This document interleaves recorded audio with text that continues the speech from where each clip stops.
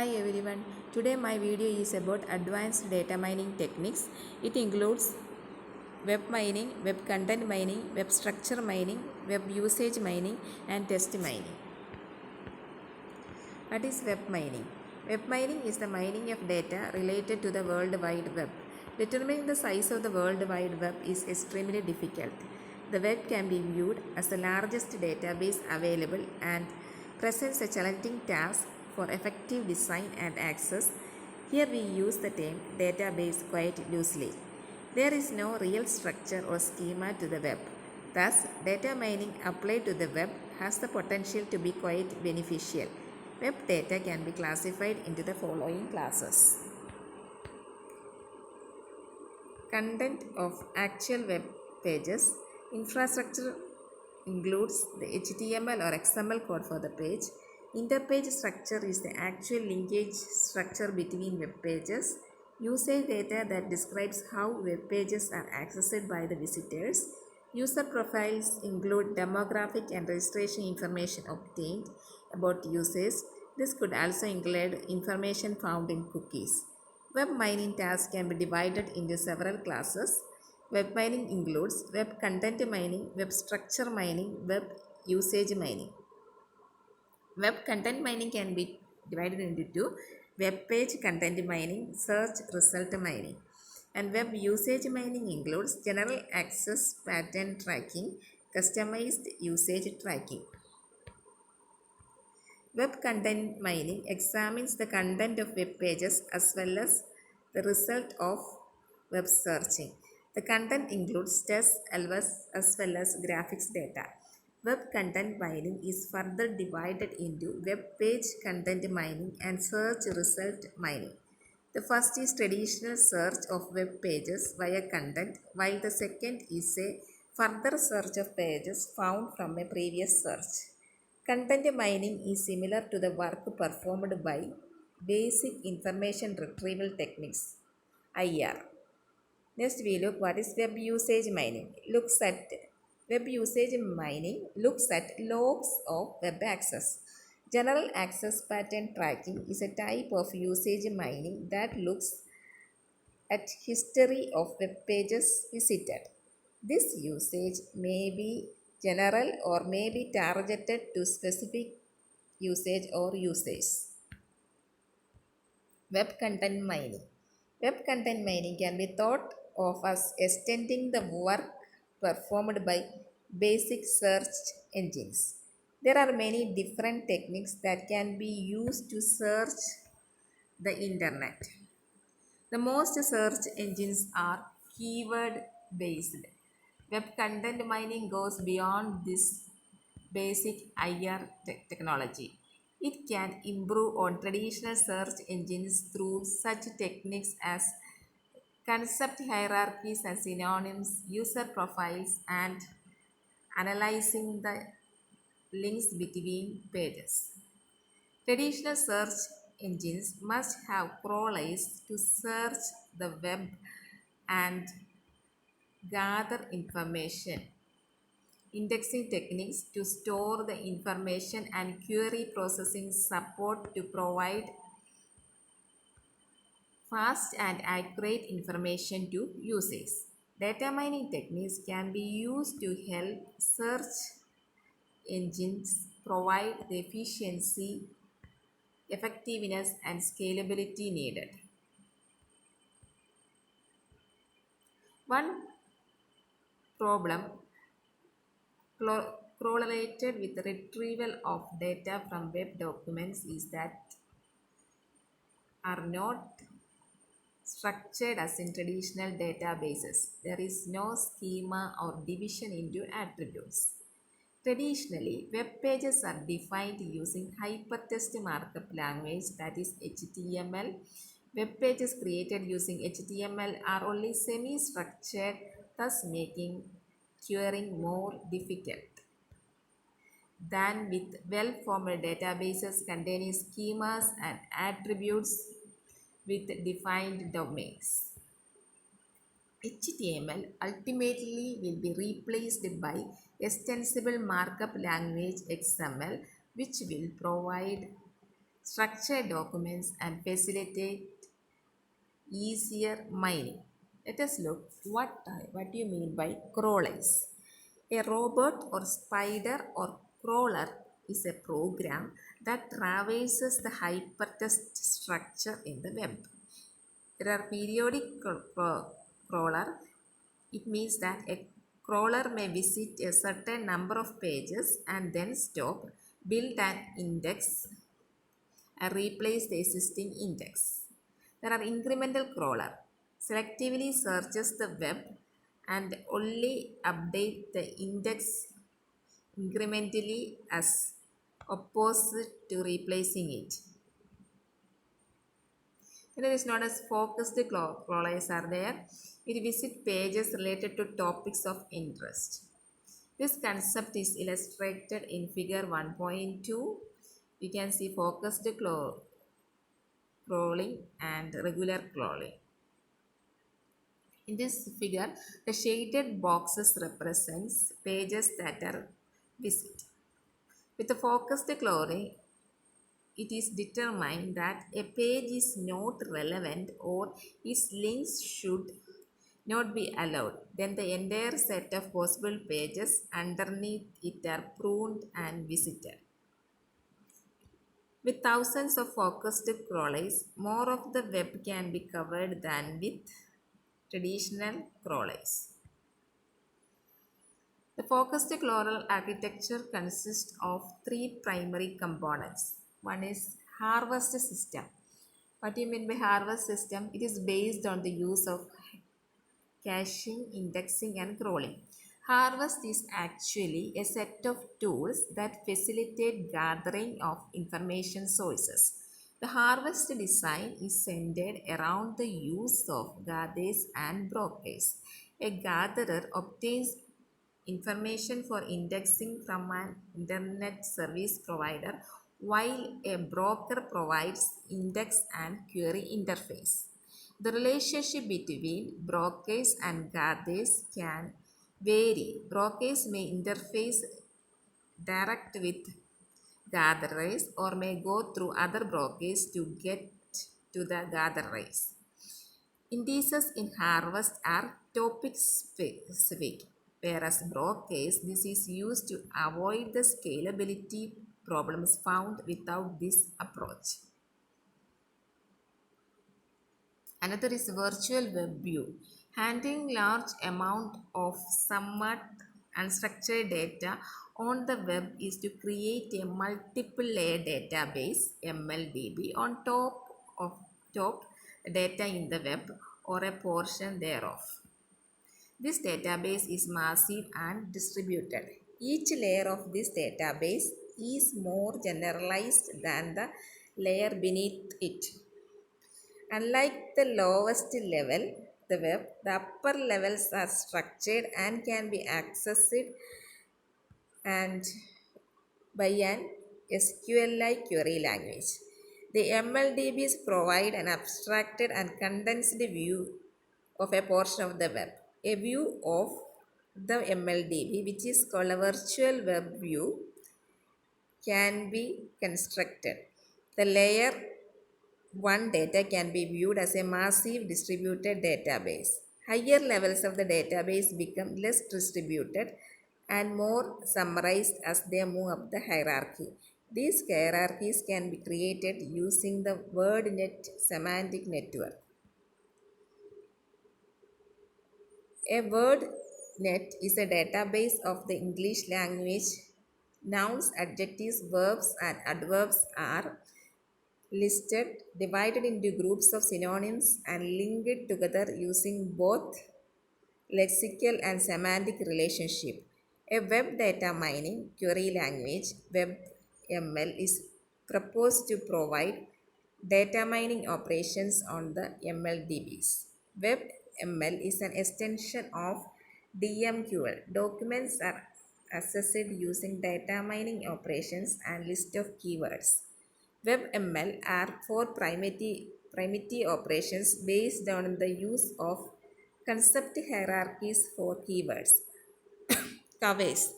Covers another if it is higher in the hierarchy. Covered by keyword. Reverse of covers in that it reverses to descendants. Like the concept is a synonym. Close to. Concept is close to another if it is a sibling in the hierarchy. The following example illustrates WebML. Select star from document in www.engr.srnu.edu where one of the keywords covers CAT. WebML allows queries to be stated such that where clause indicates selection based on the links found in the page. Keywords for the page and information about the domain where the document is found. Next is personalization. Web assets or the contents of a web page are modified to better. This may involve actually creating web pages that are unique per user or using the desires of a user to determine what web documents to retrieve with the personalization advertisement to be sent to a potential customer are chosen based on specific knowledge concerning that customer. Personalization is almost the opposite of targeting, with the targeting business display advertisement at other sites visited by their users. With the personalization, when a particular person visits a website, the advertising can be designed specifically for that person. Personalization can be viewed as a type of clustering classification over event prediction. Through classification, the desires of a user are determined based on those for the class. There are three basic types of web page personalization. Manual techniques perform personalization through user registration, preference, or via